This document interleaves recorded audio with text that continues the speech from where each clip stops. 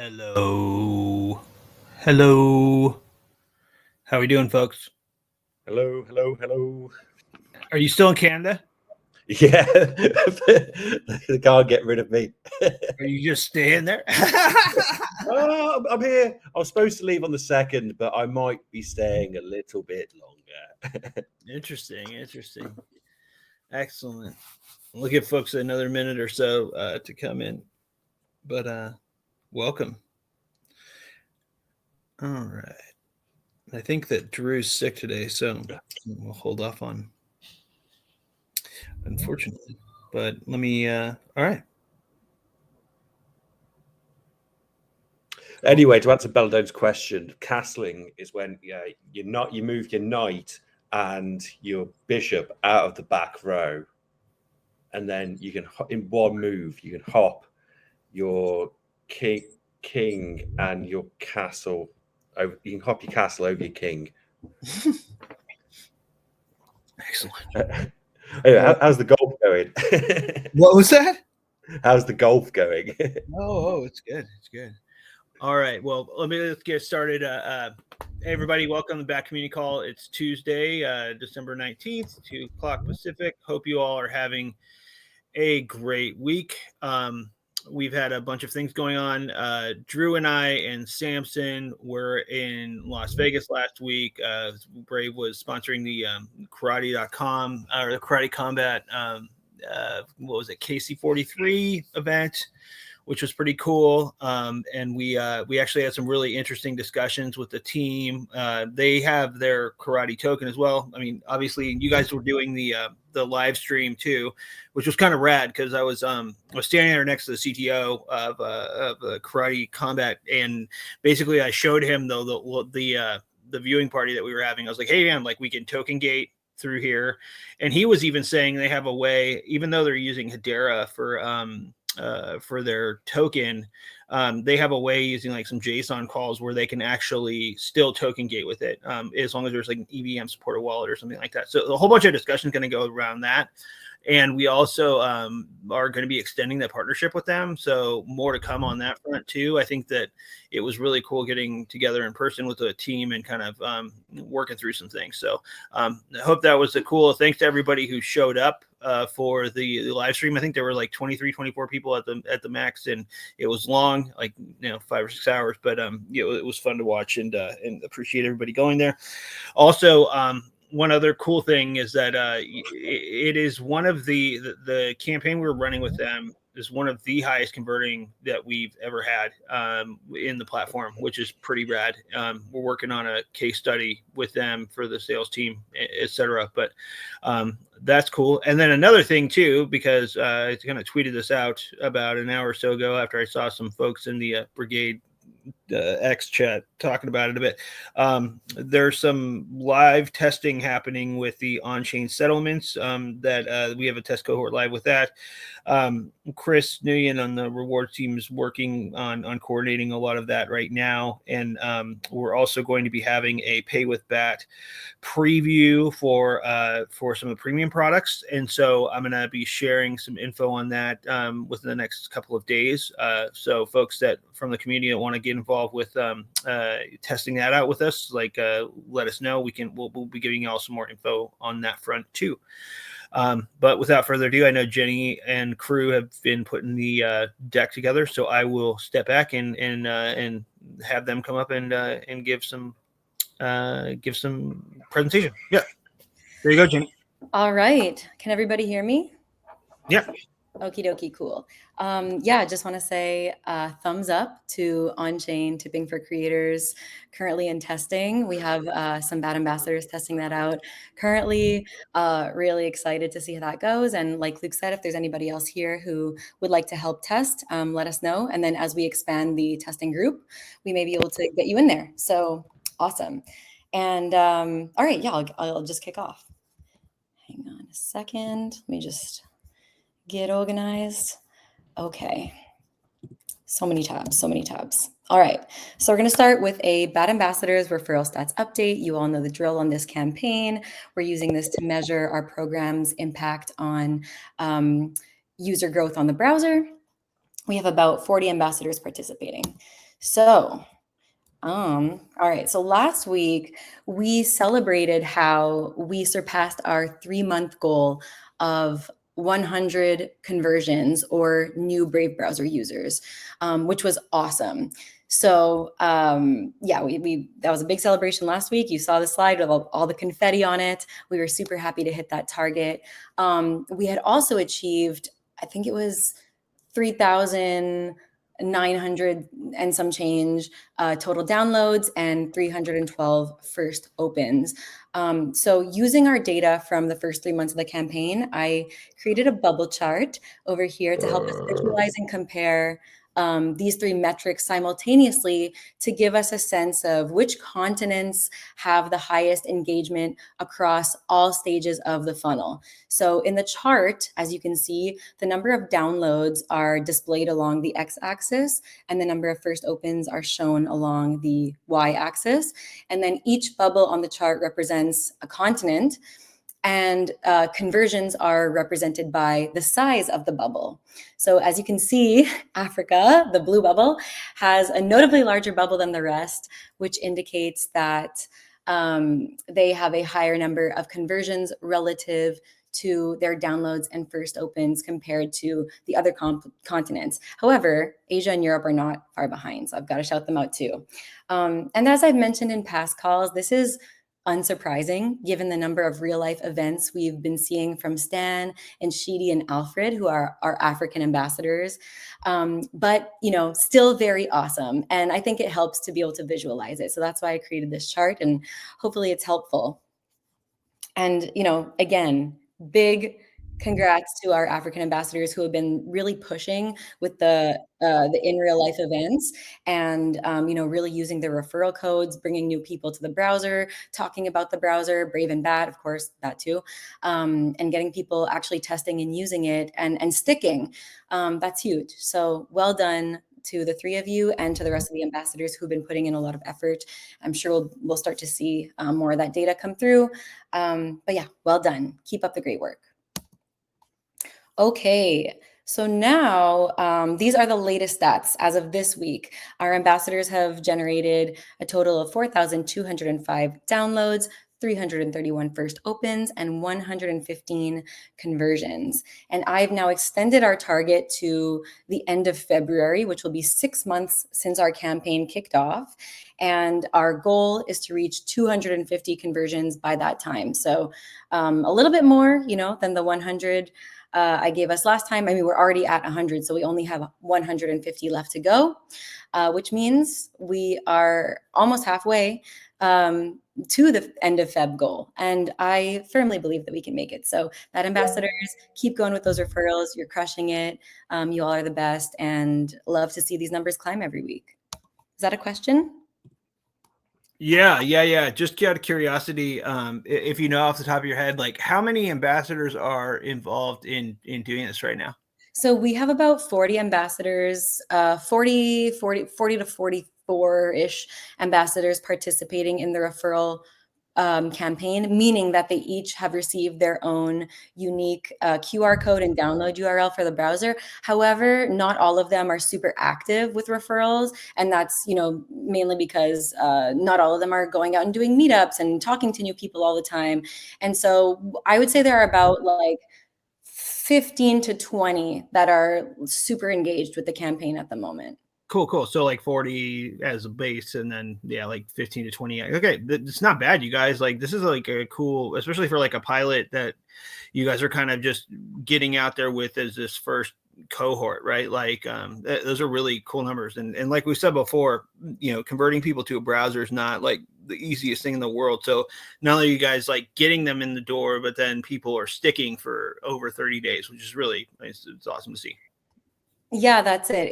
It's really difficult to get people to switch browser products, and by the time they've reached the conversion stage, like these are people who have been, like Luke just said, using the browser for at least 30 days. So we have a pretty good idea that they are going to be sticking around. And yeah, you know, it's anybody knows, anybody here who uses any kind of product knows it's really difficult to switch when, you know, you're using something that ain't broken. You know, you could make the case that, you know, Chrome and other browsers are quote broken compared to Brave, but you know, whatever.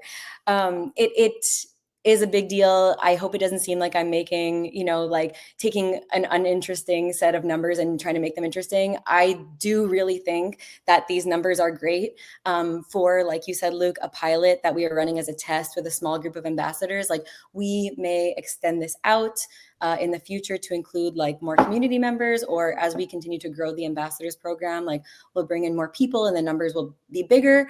But for now, this is a very small scale initiative. And I'm really impressed by the numbers because we're seeing increases every week. Like, there hasn't been 1 week where, you know, downloads or conversions or downloads first opens or conversions have dipped. So yeah, always trending upward, and that's a positive thing. Are there any like takeaways that you guys are seeing of like certain types of activities tend to like drive more conversions than others, just in case anybody on the call is like participating and maybe there's like some tips or whatever, like, or some early signs of things you're seeing that seem to lead to the most downloads? Yeah, so downloads definitely, you know, doing in real life events. Actually, they don't even have to be in real life events. They can be virtual events, but definitely gatherings of people where you're going to get a lot of people in a room. So, you know, a lot of our African ambassadors have been attending conferences. They've been hosting their own meetups, like in public spaces, in rented spaces. We've had some people, you know, present at schools or to like different academic extracurricular like student groups.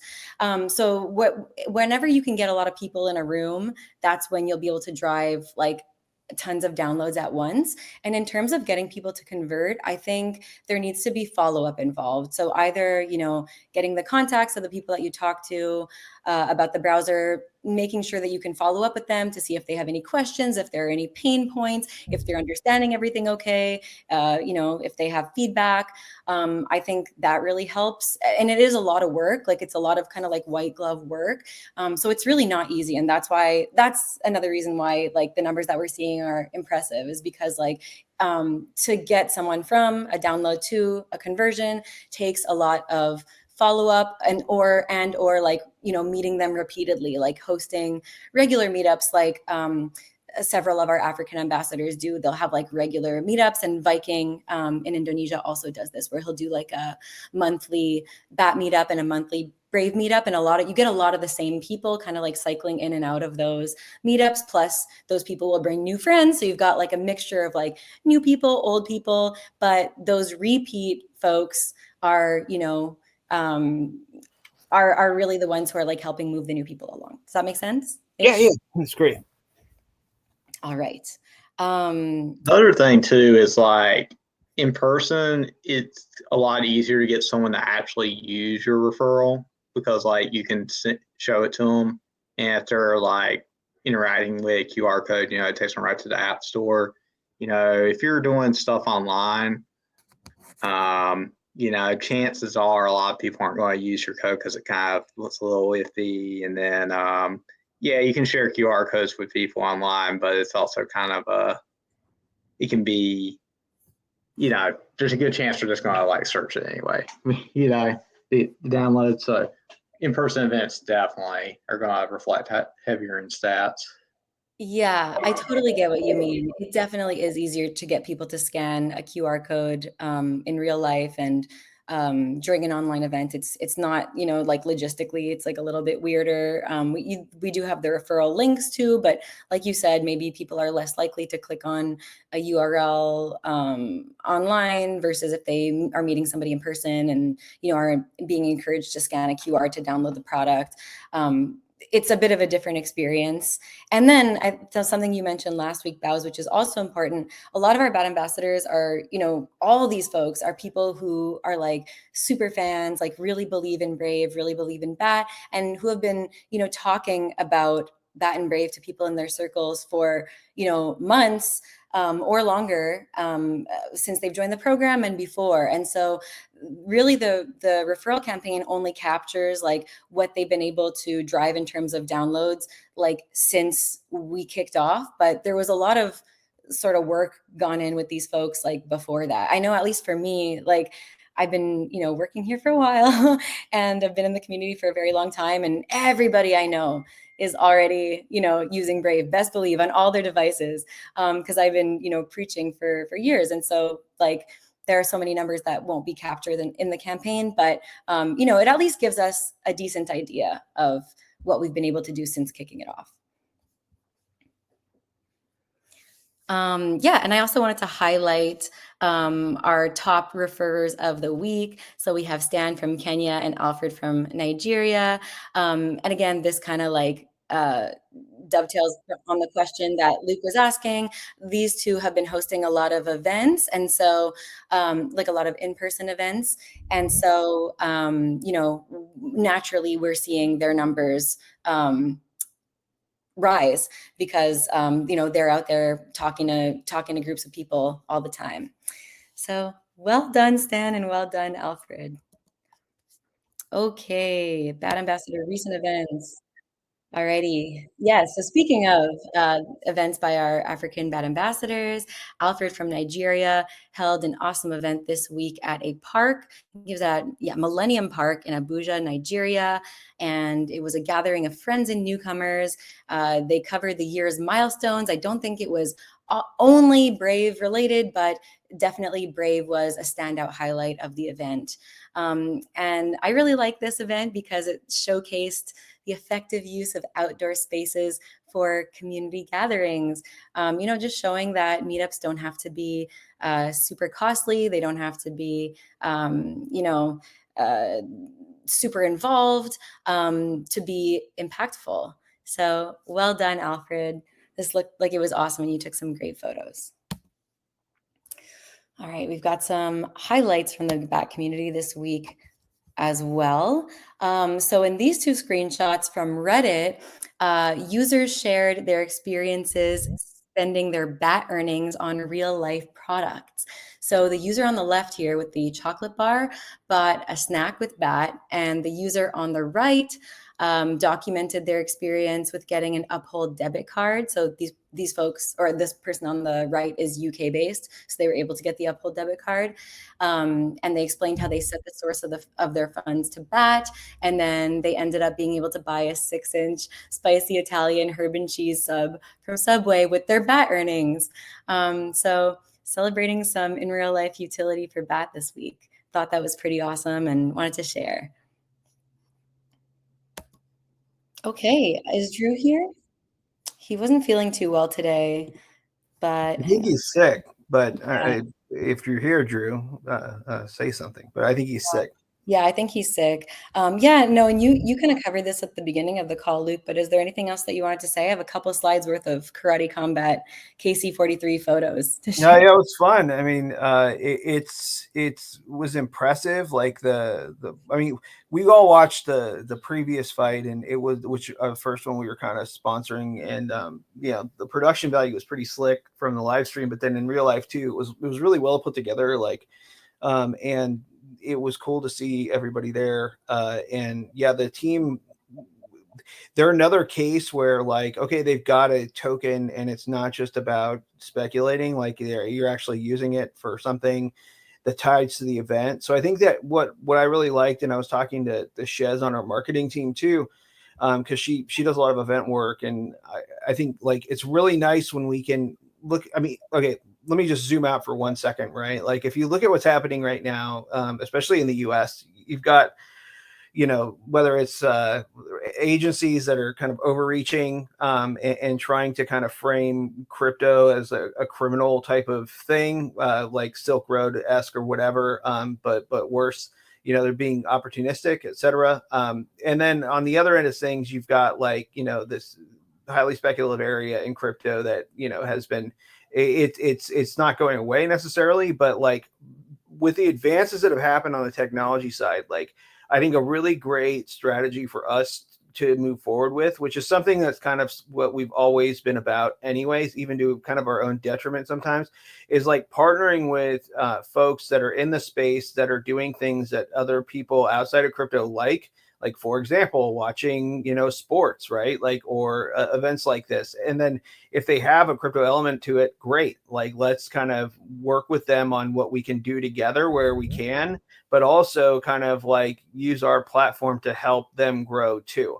And that's kind of what, I mean, like, if you look at every part of this partnership, Moonbeamer and Drew, right, brought this in from the outside, like set up some meetings. We had some calls with them, worked on how we could make the deal work, and then ran with it. And it was all like kind of cool. And it's I think if we can bring examples like this to market, I mean, like, I think that, what we're doing with Brave and Bat is kind of, Drew and I were kind of cracking up about it. He's like, dude, if any other project had a campaign that was tied to Ford and their token, it would go bananas. And somehow, like, we've got like a dozen of those when we're something on. But I think that's kind of the ethos, right? Like, the more of this that we can do, where we're tying actual things that real people, I mean, not real people, but people in the real world, like outside of crypto, the crypto bubble are used to seeing, like to do, etc. We can show the value we bring to this, and then get them involved. I think those are the kinds of ways that we can onboard people.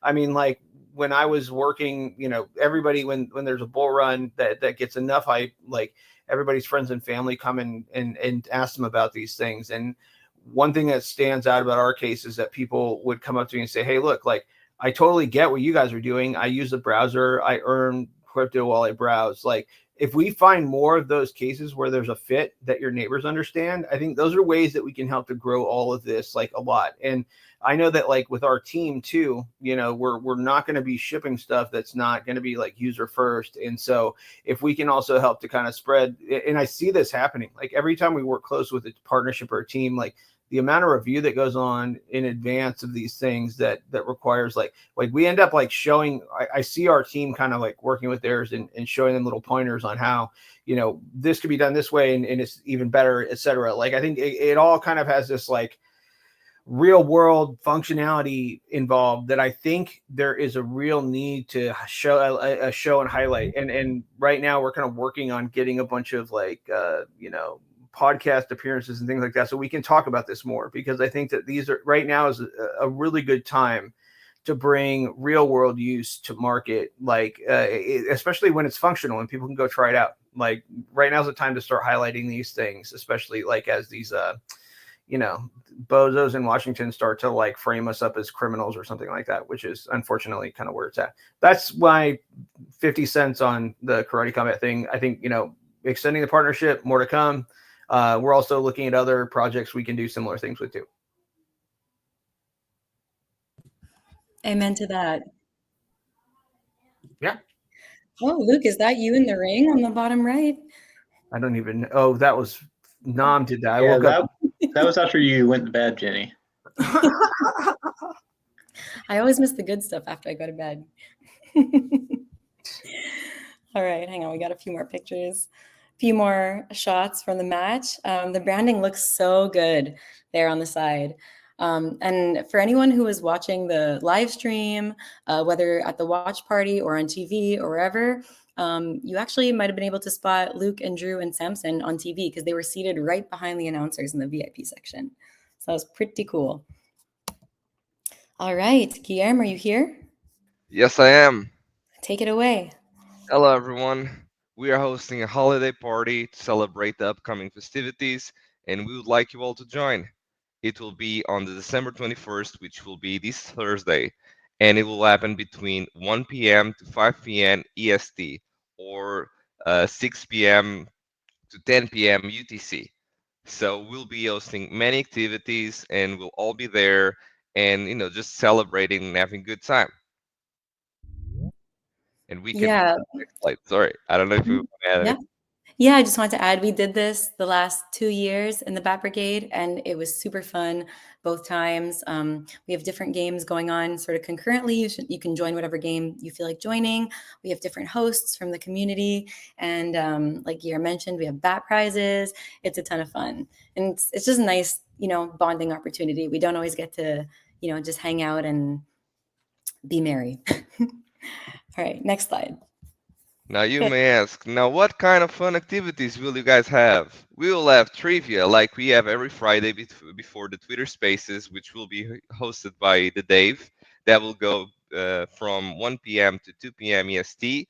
We'll also have Scribble hosted by Jenny from 3 p.m. to 4 p.m. EST, and karaoke from 4 p.m. to 5 p.m. EST. If you don't want to go for Scribble or karaoke, you can opt to go to Jackbox or poker correspondingly. And like Jenny mentioned, we'll have tons of prizes, including bats, karate tokens, which will make you be able to bat in the next KC event, and exclusive NFTs that will only be launched for the specific event, and much, much more. Things that we're still planning on, and that will be announced in the upcoming days on Discord, such as Bat Brigade. You can go to discord.gg/Bat Brigade or through our socials such as Twitter in Bat Community or Attention Token. Thank you. Oh, that was awesome. Thank you so much, Guillermo. And don't you guys love the posters that Guillermo made? We got the bat on the top of the Christmas tree on this one, and then we've got, I don't even know, a little dancing present with a bat wand. So cute. It was meant to be like grandpa, but it didn't translate that well. But like the bow was meant to be like the mustache. Oh, I see it now. But it didn't translate that well. No, it's so cute. It's perfect. Love it. Thank I'll you so do much. some more on the upcoming days to create some hype for the event, and hopefully this will create a collection that we can distribute for everyone that attends the event. Yes. Yeah, guys. So please join the brigade. We're going to making announcements about the party in the community announcements channel. So you can just follow over there for updates. All right, Adam. Hello, everyone. An ambassador update. We're starting doing an ambassador referral again to expand the program and provide the template for the Attaché ambassador mentorship. We're encouraging members to invite people they know and to teach them the ropes. The example is we've got Luke invited Hafe. He's to help expand our influence amongst the NFT community.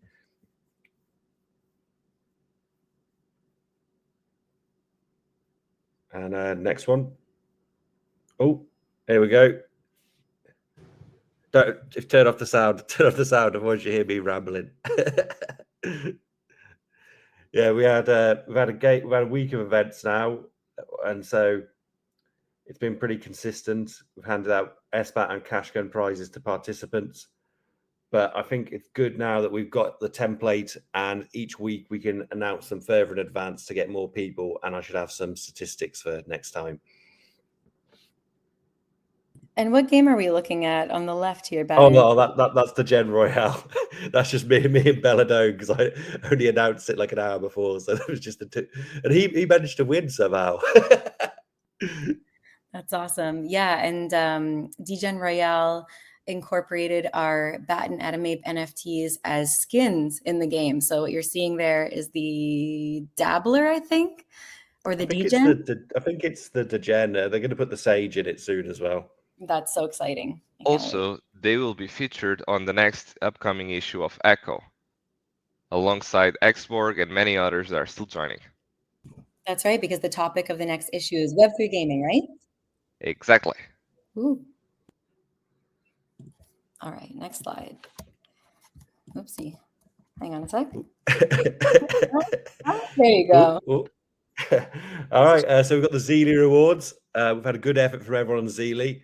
We're dividing 750 SBAT amongst the participants. We've got one more snapshot coming on the end of the year, and then we're switching to Gamer Base by Xborg. And yeah, the top person was the Dave, because he was running so many events, which is amazing, and participating in other people's events. Alfred has been doing like tons of stuff on Twitter. He's very consistent on that.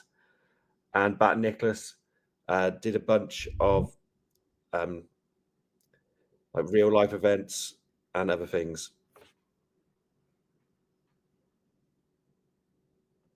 Thanks, Pattern. Hi, everyone. Leslie, a quick and brief update from Bad Latam. This Thursday, December 21st at 6 p.m. EST, right after the holiday party, we will be hosting our X/Twitter space on the Bad Latam account with the Bad Mexico team, featuring our Bad ambassador, Donatello, who has been doing such a great job.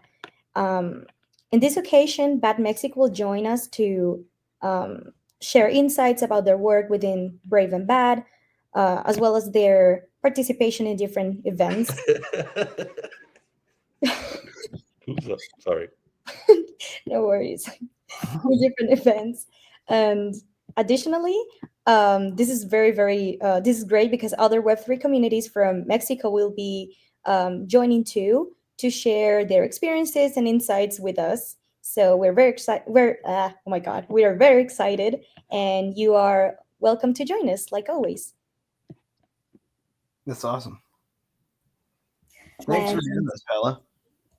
No, my pleasure. And that's all for today with this week's updates. Thank you so much, and please feel free to ask some questions if you have them. Y'all have questions for folks about the deck? Feel free to raise a hand. I want to also like put a call out there. If anybody knows anybody in the community that's in Dubai or nearby the region, like love to like have a chat with them. We're going to be going over there next year. I think there's a token 2049 event and some other stuff that we want to do out there. And so we'd love to kind of just like Paola and is doing in Latam, and like we've got going on in a bunch of different groups in Africa. Like we're looking to kind of put a stake in the ground out in Dubai. So like if anybody from the community knows anybody that wants to get interested, or we have folks on ambassadors that might be interested in kind of stepping up and helping us to get set up there, we'll be networking out there, and we could plug you in with the folks that we're networking with and get you involved in that process too. Cool. All right. Jenny, is there anything else you want to kind of cover? Any other goings on? How's the sage burn stuff going? It's going great. It's going quite good. Slowing down. I think we have about just under half of the 300 sages minted. And like I was saying last week, we actually may see it grind to a halt, depending on what the community and what the holders feel they want to do. Because as the sages get burned, the third to last NFT in the collection, the degen, becomes more rare as well, because there are an equal number of degens to sages. And so, yeah, we may see people want to hang on to their degens. And actually, we've seen the floor price rise on the degens since the sage burn kicked off. So yeah, we're going to kind of leave it to the community to dictate whether they want to hang on to the degen, whether they want the sage. I think we may see some more movement once we decide on, what perks to offer our sage holders. But yeah, in the meantime, about half of the sages are burned. And I think the quest on bandit.network that is open to everyone, where you can, complete a set of tasks to be auto-entered into a raffle to win one of 4 sage NFTs. I think it has over 700 entries the last time I checked. So that's pretty big. Wait, I can double check it right now. Oh, rad. Yeah. Yeah, I think we should give stage holders like free Brave premium, like at least for I don't know, should like something there, at least for one of them, right? Like, make a lot of sense. Yeah, that's of course one of the perks that we've been discussing for months and months. I think definitely a goal. Yeah, but yeah, I think like there's the like I mentioned earlier too. Oh, I'm sorry, I didn't mean to cut you off, Jenny. Go ahead. No, it's okay. No, continue, please. Oh, okay. I kind of was touching on this a little bit earlier. But yeah, like I've been talking with the PM on the premium products, and like I said before, I think we're going to be opening up a big test group with a path that'll have it'll have like a preview URL for folks that want to pay with BAT. And so like we're going to want to like get a group of you all to help us to test that, because we had our QA team look at it, but with crypto, nothing's ever simple. And we're offering the ability to pay with BAT on different chains too. So like, I know some of you play on different networks, so it would be cool to get folks to test this out. And yeah, like we've got some NFTs and some stuff that I could throw to early testers that help provide feedback to. I think, that's the stuff that really helps us out. I don't know if I shared too, like a bunch of you all, a pretty good group. I think there was like 5 or 7 so far, gave us some feedback on Brave Leo, and it was super helpful. We took that feedback. Everybody that was involved basically got a code to try out Premium, and gave us about a page, or some cases more than one page of feedback. So it was really interesting to see the feedback. We sent it to the team, and then we also met internally on it.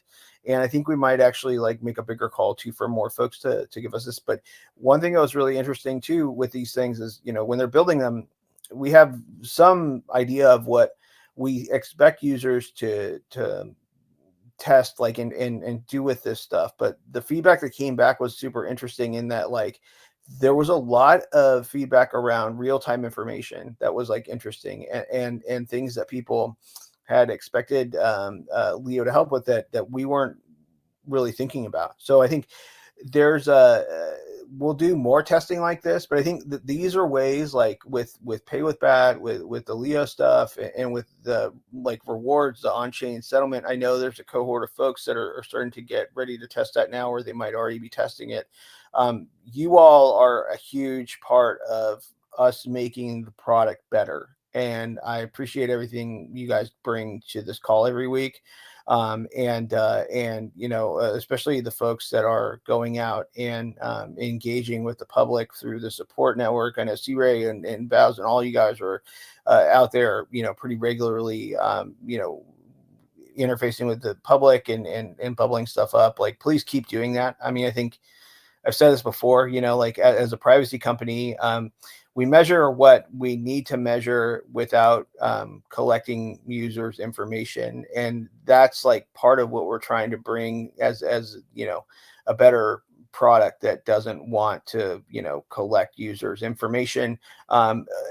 In some ways that limits us a bit in just getting, a lot of the data that other folks would just throw an SDK in their app and collect without you knowing about it. Right. So you all are kind of like our front line that are really helping us to improve things, and everybody here really wants to see us do well. So I don't know, it's kind of a long-winded way of me saying thank you to folks, but also inviting folks when we do get this link from Premium. Like, I'd love to get as many of you all testing this for us as possible and get feedback in, and we'll come up with some perks to give out for folks to help with us on that too.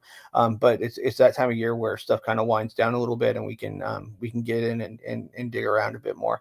And if anybody hasn't tested out Leo that wants to, especially like on the Premium side, let us know. Like, you could DM me on Twitter or whatever, and I can get you a code to evaluate it. We'd love that. It's already like some of the feedback has been helping us to steer how we roll out. Like, the feedback on the Premium model was interesting because we used a different model by default for Premium. I think they're actually going to roll that out to free and then rate limit it. So based on some of the feedback we got too. So I think, like, just so you all know, like, it's really helps to influence the product. And so anyway, hope that helps. Now let's open it up for questions. See you right. Actually, while we're on Premium and Leo, have you guys been able to talk any more on adjusting what we can see in our Premium account to know when things are expiring, or at least when we charged again?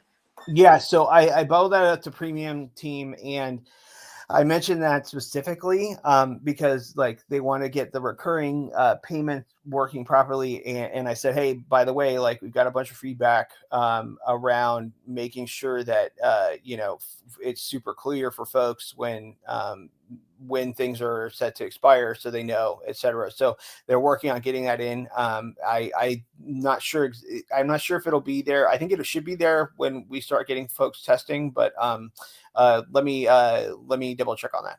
But yeah, it is in front of them, like as an item that they have in the work queue.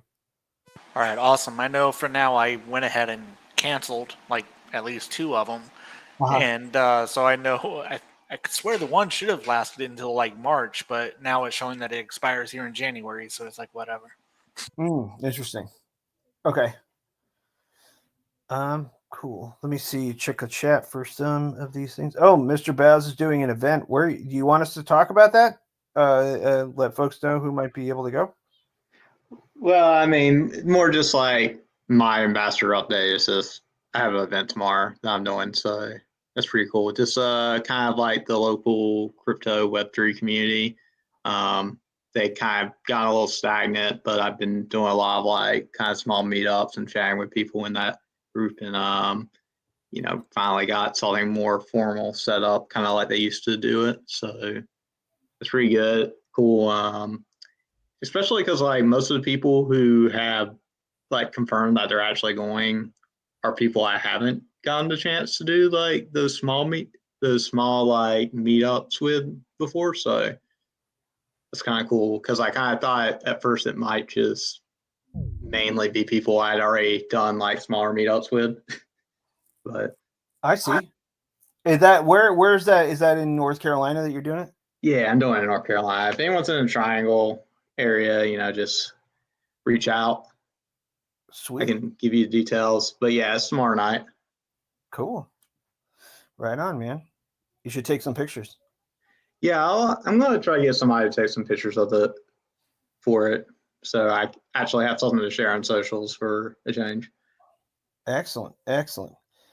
And folks, Bella don't put the Sage Raffle link for Bandit in the chat if anybody wants to do that. And then I'm noticing too mention on let's see here. Let's let Sage holders get no Brave fee on. So that actually got me a Battern, where did you say no Brave fee on Brave swap for DJ? And got it for the NFT mint, right? No, for Degen. So if you got a Degen, you should get no. Because if you're a Degen, you should be a Degen. And I see. Just for that tier. Okay. Yeah, you can probably have it for Sages as well, but I think it'd be nice to have definitely that one for Degens. Yeah, makes sense.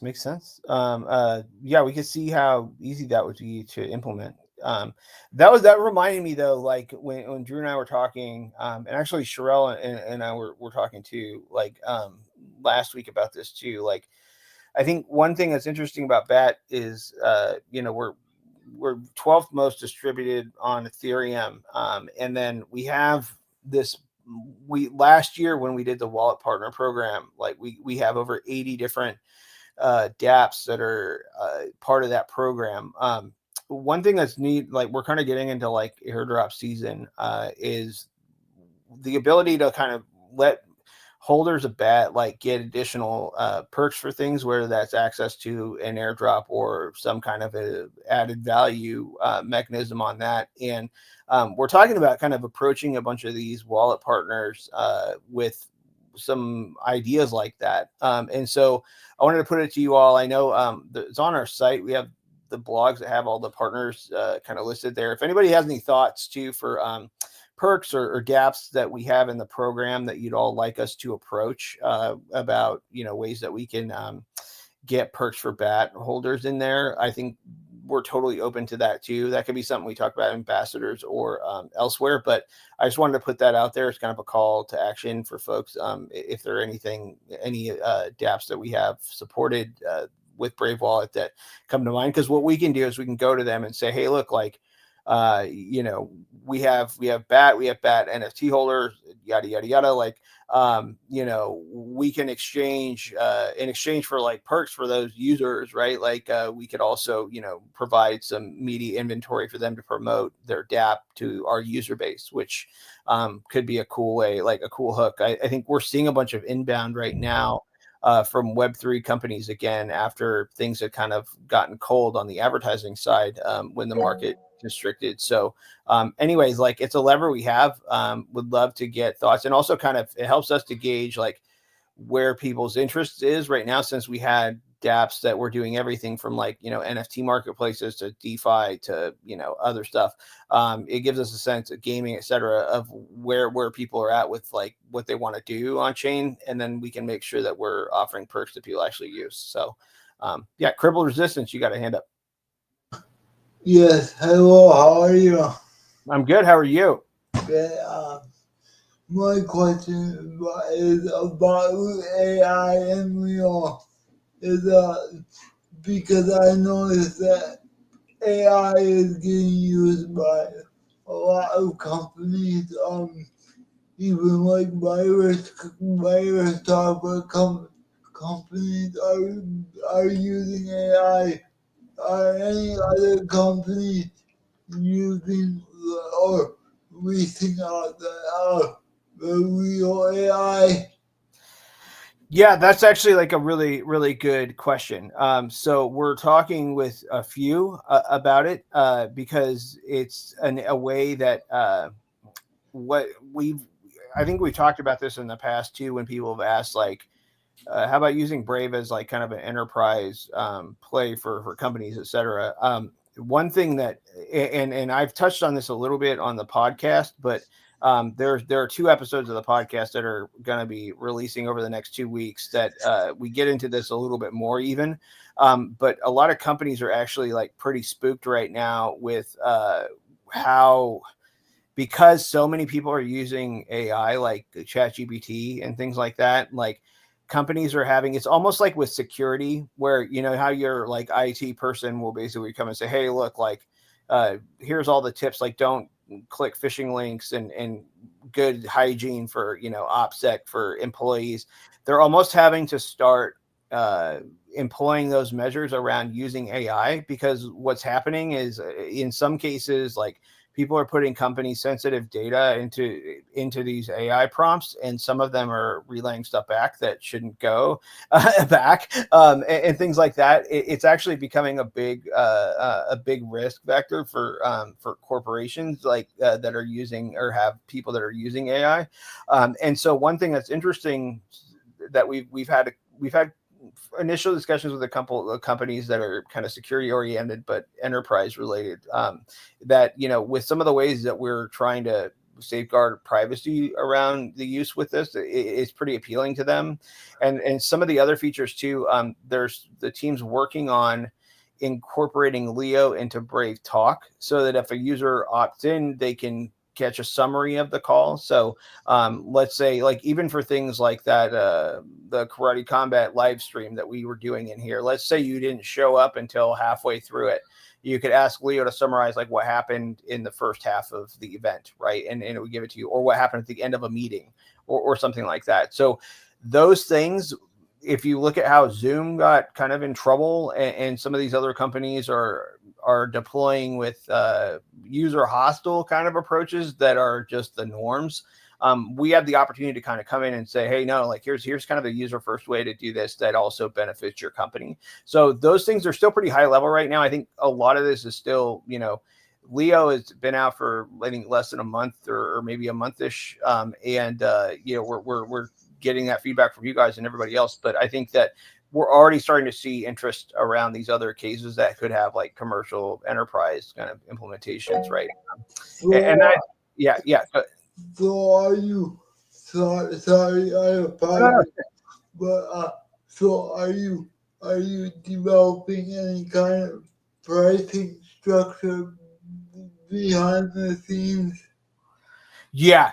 There's a bunch of work going on, and this is where like the feedback has been super helpful, because even with how we rolled out premium, right? Like it was kind of all over the place, right? Like you get premium, you get these 3 models, but like unless you're doing this stuff normally and know what they are, like it's not necessarily super clear as to what the benefits are. So the team's been looking at different ways we can package the premium stuff for both like pricing for everyday, casual users, and then also for like companies as well.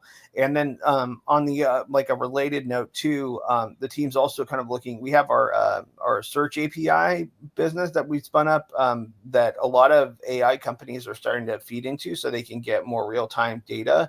The pricing structure for that was like super complicated. And so we're taking a bunch of feedback that we've been getting from customers and kind of are reassessing that table too to make it simpler. So yeah, I think that these are things like when you look at startups and businesses and new lines of business, right? Like you have this initial kind of go to market, and then if you're not listening and applying that feedback into simplifying or finding that you're not finding fit, right? Like, and finding fit is everything, right? If you can find fit as a startup or even as a new business line, you take that fit out, and that's how you really kind of differentiate and scale in the market. So yeah, to answer your question, I think like, yeah, we're looking at that too.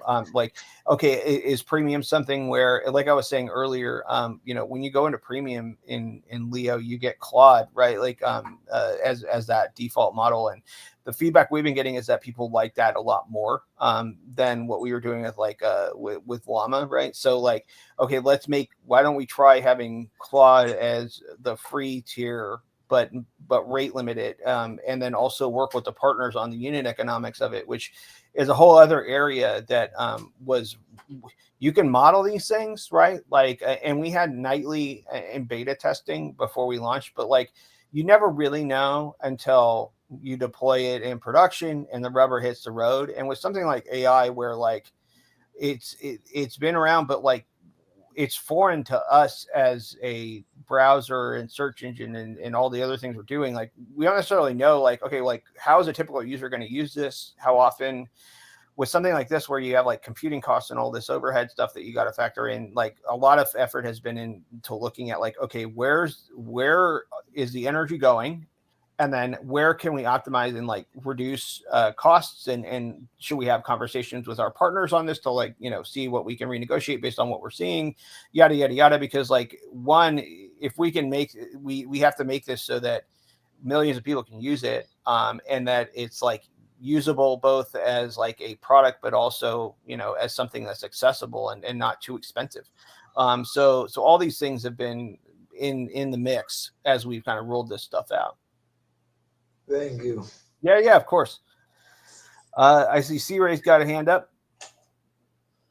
Yeah, I had about 2 or 3 things I wanted to hit real quick. 2 of them on AI, so I'll hit on that. Yeah. Is it plugged in on search yet? And if not, when will it be? Not yet. I think that they're doing the premium. They're getting the models lined up properly, like I was saying, like with the default for free. And then I know there's two work streams, like one on getting search plugged in for near real time, the other one on working on local browser, using the local browser data to kind of inform the model too, and inform the prompt responses too. So those things are happening in different stages, but I don't have a specific date on that. Okay. And do we know if it will be modified to where it can provide like sources for its information, or is it just going to stay as it is where it answers you and you have no idea where it came up with the info? Yeah. So, I mean, like the answers you're getting are coming back from the model. And I suspect that once we do have this in there with the different sources, that they will be annotated like we do. And if you look at like with Brave Search, if you input a search query that comes back with a summarizer response at the top, it's probably going to be something similar to what we do there, because with us, it's like super important that we annotate those things so that folks know when we do have multiple sources coming in, that where those sources are coming from, and that they're easy to drill down into if you want to learn more. And so I think I suspect we'll follow a similar pattern with what we've already done, because also like doing that in search has helped us to differentiate, and we've gotten a lot of feedback that's been positive from users on that. Okay, and actually a question I just came up with that was not on the list. Speaking of like going through search, will we be able to toggle anything like we can with goggles, where we might be able to try to get the AI to answer maybe more like left or right, or whatever we want, or is that pretty much always going to stay separate? I think it's a super interesting idea. I don't know. Here's what I don't know how much we've even discussed that internally. So let me take that to the team and see what they think. Okay, awesome. And the last one that I was going to ask you is, do we have any updates on search ads? Search ads are, so we're working on a bunch of things. So what type of updates in particular are you looking for?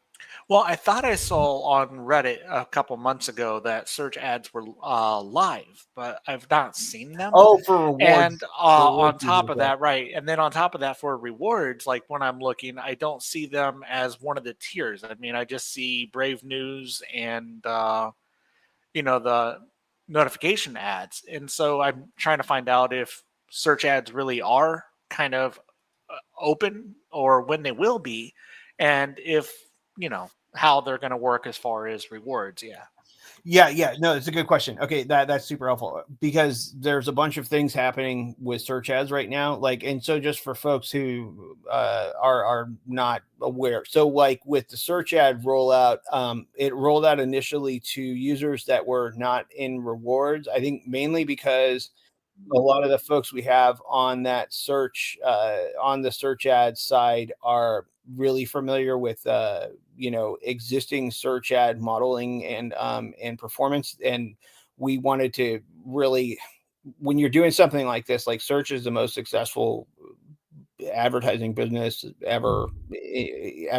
And so for us to be competitive, we want to like be competitive, right? Like want to be better at it. One of the concerns that was brought up initially were that, I mean, because and you guys have seen this anyway, like from what we put out there, like whenever we launched when we launched ads first, there's always like kind of a general curiosity that folks will just start clicking away at things, etc. And I think what the team's doing now, what they've been doing for the past several months, has been optimizing performance, like, and that's been working really well. The sales team has got, they've got some of the names they're bringing are insane. I think they are, what they started to do for their strategy was mapping out like all the different search verticals to go after and getting 1 to 2 partners or 1 to 2 advertisers on in each, and they're filling that out like crazy, and have been doing roadshow stuff, etc. I think what you're going to see over the next 3 to 4 months is they're going to work on optimizing the performance across the verticals, making sure stuff looks good there, and then getting us like plugged into automating more of the self-serve process on that side too. And then I think rewards will probably fall in at some point after that. But like right now, they're still doing some pretty critical work on performance that they don't want to, they want to get that dialed in really well, because once we turn rewards on too, you're going to see a different, like, it's just a different type of element that's added to it around like people trying to game things or do other things that are outside of traditional adversarial stuff with search ads that they want to make sure that we're defending against properly first. So probably I would say like probably I don't have a specific date on that, but I think it's best for everybody that when we do this at the right time, when the team feels most confident about it. All right, awesome. I wanted to make sure I didn't miss it, or it wasn't something right around the corner. And then, of course, once it does get here, I'll have questions for you on how it will work as far as, having to have shields on or off on search and all that stuff. You know what I mean? Yeah, totally. I mean, I think, and that stuff we want to definitely dig into, and get going too. And what else you got? Or Cletus? Let me pivot to Cletus really quick, because he's got his hand up too, and then we can bounce back. Cletus, you got a question? Yes. Is my mic coming through? I think Yep, so. I can hear you nice and loud. All right, cool. So my question relates to what is it? Supporting content creators.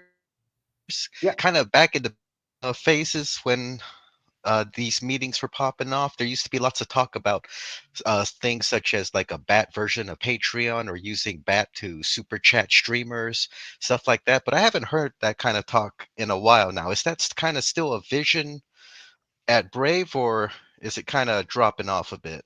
I don't think it's dropping off. I think like it's kind of the order of operations thing. So much like if you see what we're doing now, like getting settlements on chain, like I mean, just to be candid, right? Like when we first did rewards and you know, we had one partner, it was Uphold, right? Like, and it was even less certain around, you know, we were even more pragmatic back then. But Uphold supported what, like 180 something countries for this initially. And then we added Gemini, and then it kind of caused this complication around cross custodial stuff, yada, yada, yada. Like where we're going with this is like bringing this on chain is going to make it so that, you know, anybody from, as long as we're not in like a sanctioned country, right? Like most of the world, right? Like we'll once again have support for rewards, like, which is like the number one thing we need to do, right? Like just to make this like having to deal with different custodians that are kind of, I don't want to say rugging, but like, you know, like we don't have a ton of control over where they say they want to support users anymore. And so when we went from having 100 plus countries that were supported to down to, I think it was 38, right? Like over a couple of months, like that's painful, right? Like, and so I think getting us stuff on chain is the best possible thing we could do. Like, and then that includes creators, right? Once we have that set and everything's, once again, anybody can tip anybody, right? Like that's verified. Like, then I think like it makes a lot of sense. And I don't know how much of this can happen in parallel, right? Like I know like Marshall was working on some proofs of concept with some interns around doing like peer-to-peer, you know, stuff in talk and other areas that are kind of in this direction. And I know that Anthony has been working with our team in Japan too on a bunch of concepts around, you know, these types of things as well. But I think like the first thing we really got to do is like get this on-chain piece done and out the door so that we can just make this something.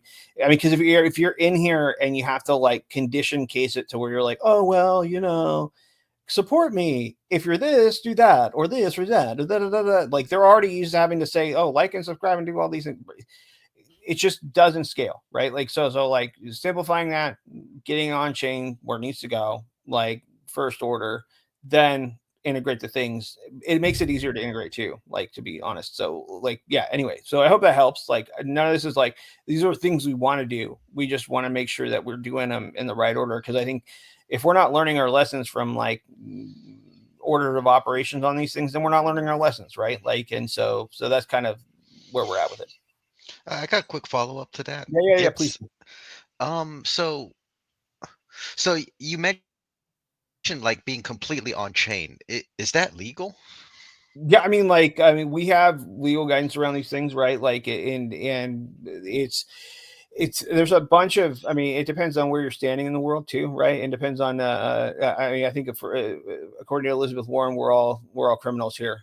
So hey, comrades. But anyway, I think like we have more law firms than I ever imagined we'd have to engage with. But I think there's a bunch of things in our favor here. One, I mean, we're 12th most distributed, like I said earlier. That's on Ethereum. That doesn't count other chains either. We've been in market for we launched in 2017, right? So almost 7 years, over 6 years. And we've been within 6 months of going on chain. We had utility in the browser with creators being able to earn back, right? Like, so I think that, you know, we have been nose to the grindstone on utility, making the use cases work with the token.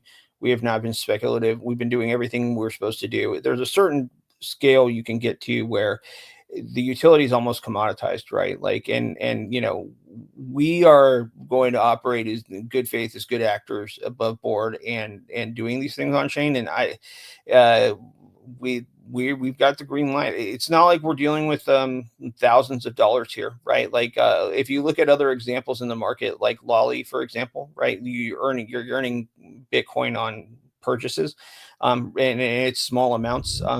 They let you settle on chain. Like, I think, you know, there's precedence for these things, and we're honestly, like, if we can scale it to a certain level, then I don't know. It's a time. Like, I think before there was regulatory concerns, there was also technological barriers that to entry to doing this at scale that are gone now, right? Like, I think if we can settle out at 0.002 fee, 0.002 cents per transaction fee to settle out versus like dollars, it makes it doable, right? So I think there's a bunch of things here in our favor, and we're just going to continue to go forward, executing on that. Yeah, thanks. I just appreciate your patience with me harping on Super Chat with Bat every chance I get. It's just, to me, if you could solve that puzzle, the amount of free advertising you would get with the 18 to 35 demo would be insane, because you would have every streamer begging their viewers to download Bat, and you wouldn't even have to pay them.